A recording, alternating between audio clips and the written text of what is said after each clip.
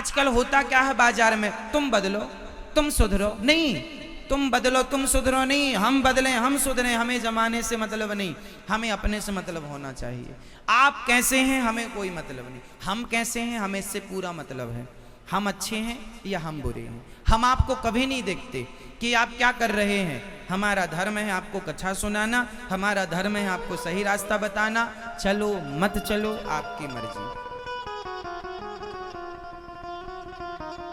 हम चलेंगे अपने ज्ञान पर, हम आपको फोर्स नहीं करेंगे चलो मत चलो, पर ये है चलोगे तो वही आनंद तक पहुंच जाओगे जिस आनंद तक बड़े बड़े संत ऋषि मुनि पहुंचे हैं, और जिस आनंद तक पहुंचने के लिए ईश्वर ने आपको ये मनुष्य का शरीर दिया है।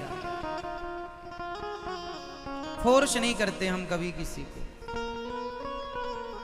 भगवान का चिंतन बस देखते हैं। क्या बताएं साहब, आपको हम बता नहीं सकते। कुछ बातें ऐसी होती हैं जो बताई नहीं जा सकती, फील की जा सकती हैं। वो फीलिंग में आपको क्या बताऊं, वो फीलिंग के ना शब्द नहीं होते, वो फील किया जा सकता है। इसलिए वो जब इस रास्ते पर आप चलेंगे ना तो आपको कुछ नहीं करना, अपने आप आपको अनुभूति होने लग जाएगी। कुछ चीजें अनुभव की होती हैं, समय के पहले नहीं होता। सुखदेव भगवान कहते हैं राजन विचार बदलने चाहिए। कैसे? बोले देखने का दृष्टिकोण बदलना चाहिए। आप लोगों का देखने का दृष्टिकोण क्या है, नजरिया क्या है? देखो नजरिया बदलने से ना सब बदलता है। एक बेटे ने अपने पिता से कहा पिताजी हमें लाल लाल देखना है, पानी लाल, नदी लाल, समुद्र लाल, पेड़ पौधे लाल, स्त्री पुरुष लाल, सारे कपड़े लाल, आकाश लाल, पृथ्वी लाल। तो क्या ऐसा पॉसिबल था? एक बेटे ने कहा कि पिताजी हमें सब लाल देखना है, आप व्यवस्था कराओ। तो क्या पॉसिबल था कि सब लाल हो जाए? बोलो हाँ या ना। था पॉसिबल। कैसे?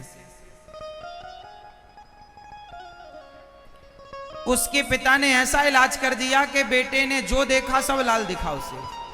बताओ क्या किया पिता ने? लाल कलर का चश्मा बेटे की आंखों में लगा दिया। जब लाल चश्मा लगाया बेटे ने तो उसने आकाश को देखा तो लाल, मां को देखा तो लाल, जिस कपड़े को देखता लाल, पानी को देखे लाल, नदी देखे लाल, पृथ्वी देखे लाल।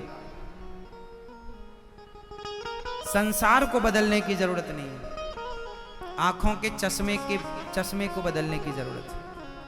यदि आपने आंखों में अभिमान का चश्मा लगाया है कुछ नजर ना आएगा, आंखों में ज्ञान का चश्मा लगाया है कुछ नजर ना आएगा।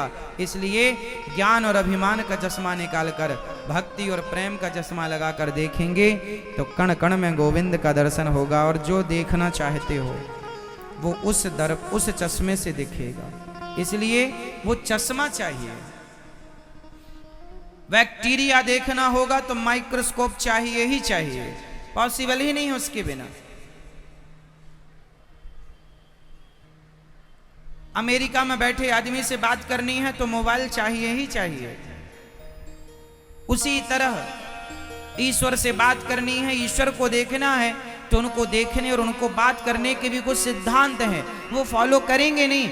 सारी जिंदगी चिल्लाएंगे भगवान कहाँ है, चिल्लाते रहो। एक आदमी बोला अरे महाराज बैक्टीरिया कुछ नहीं होता है, सब ढकोसले हैं। हमने कहा होता है। अरे हमने तो कभी देखा नहीं इसलिए हम नहीं मानते बैक्टीरिया।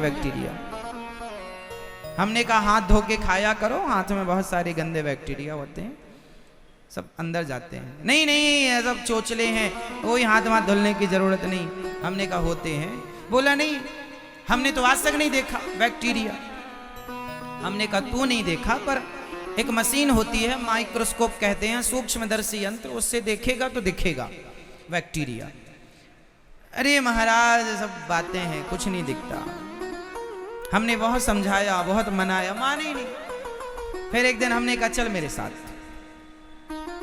तो हाँ एक डॉक्टर थे हम परिचित के, उनके पास था वो माइक्रोस्कोप था। हमने कहा चल यहाँ आंख लगा, देख तेरा हाथ आगे कर।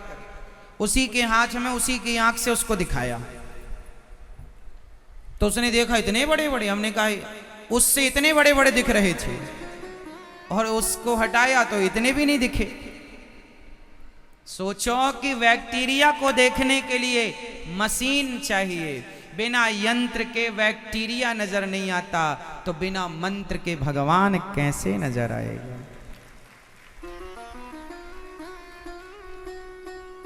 जब तक आप उस यंत्र के पास नहीं जाएंगे तब तक आपको बैक्टीरिया नजर नहीं आएगा, जब तक आप मंत्र के पास नहीं जाएंगे तब तक ईश्वर नजर नहीं आएगा। इसलिए कहा जाता है गुरु मंत्र लो, क्योंकि उस गुरु मंत्र से उस परमात्मा को देखा जा सकता है। इसलिए हमारे यहां मंत्र लिया जाता है। क्या लिया जाता है? लोग क्या कहते हैं? गुरु मंत्र लो, मंत्र लो। यंत्र से बैक्टीरिया तो मंत्र से परमात्मा। इसलिए हमारे यहां मंत्र की परंपरा है, गुरु मंत्र। गुरु बनाने जरूरी होते हैं। गुरु बिन भवनिधि, उस मंत्र से ही आपको उस ईश्वर का साक्षात्कार हो सकता है। मुझे जितना ज्ञान, जितनी बुद्धि, जितनी समझ आई, केवल गुरु कृपा से आई। बिना गुरु कृपा के आपको समझ आ ही नहीं सकती। पुस्तकी ज्ञान अलग होता है, समझ मैच्योरिटी अलग होती है। उस स्कूली ज्ञान, पुस्तकों का ज्ञान हो जाना बड़ी बात नहीं है, लेकिन उस ज्ञान से कल्याण नहीं हो सकता। उस ज्ञान से आत्मबोध नहीं हो सकता। आत्मबोध के लिए गुरु चाहिए। गुरु बिन भवनिधि तरय न कोई। इसलिए हमारे यहाँ गुरु है। इसलिए हमारे यहाँ वर्ष में एक बार गुरु पूर्णिमा मनाई जाती है कि कम से कम आप मंत्र लेना सीखें, मंत्र जानें, क्योंकि उस मंत्र से बहुत सारे रहस्य आपको प्राप्त होते हैं। इसलिए हमारे यहाँ की परंपरा अलग है। हमारे यहाँ यंत्र पर ज्यादा भरोसा नहीं है, क्योंकि यंत्र आज का कल को विनाशकारी सिद्ध होगा, और हो रहा है। एसी की हवा अच्छी लगती है, एसी में अच्छा सुकून मिलता है, लेकिन एसी के बैक से निकलने वाली गर्मी, गर्म हवा, वो प्रकृति को कितना डैमेज कर रही है, आपको इसकी कोई समझ नहीं है। आप आश्चर्य मानेंगे, ग्लेशियर पिघल रहे हैं, समुद्र का जल स्तर बढ़ रहा है। जो बर्फीले पहाड़ थे, जो प्रकृति को मेंटेन करते हैं, वो सब अस्त व्यस्त हो रही है। प्रकृति अपना नियंत्रण खो रही है। क्यों? क्योंकि हमने जरूरत से ज्यादा प्रकृति पर लोड डाल दिया। किसका लोड? आविष्कारों का। जितना कचरा घर में होता है, आप कभी समझिएगा, गूगल पे सर्च करिएगा, जितना कचरा घरों में है उतना कचरा दुनिया के सारे देशों ने मिलकर अंतरिक्ष में फैला रखा है। सैटेलाइट का कचरा, जो सैटेलाइट 20 साल में, 40 साल में समाप्त हो जाती है, तो वो नीचे छोड़ी जाती है, वो ऊपर कचरा हो जाती है। ऐसे कचरा कई बार एक सैटेलाइट दूसरी सैटेलाइट से टकरा जाती है, कई बार वो गिरते भी हैं, विनाश भी होता। आविष्कार करना अच्छा तो है, बुरा नहीं है, लेकिन जब उसके परिणाम आते हैं तो वो जानलेवा होते हैं। हाँ या ना? इसलिए हमारे ऋषि मुनियों ने भी बड़े बड़े आविष्कार चाहते तो कर लेते, पर उन्होंने नहीं किया। उन्हें पता था कि यदि हमने किया तो इससे पूरी पृथ्वी का संतुलन बिगड़ जाएगा, पूरी पृथ्वी की व्यवस्था बिगड़ जाएगी। पहले के लोग कुएं का पानी पीते थे, मस्त रहते थे। आज आरओ का पानी पीकर भी तुम बीमार हो। बोलो हाँ। पहले की नदी, तालाब, कुएं का पानी शुद्ध था, पीने लायक था। आज पीने लायक पानी नहीं बचा, लेने लायक ऑक्सीजन हवा नहीं बची, प्रदूषित है वातावरण पूरा। इसलिए हमारे ऋषि मुनियों ने प्रकृति से छेड़छाड़ नहीं किया।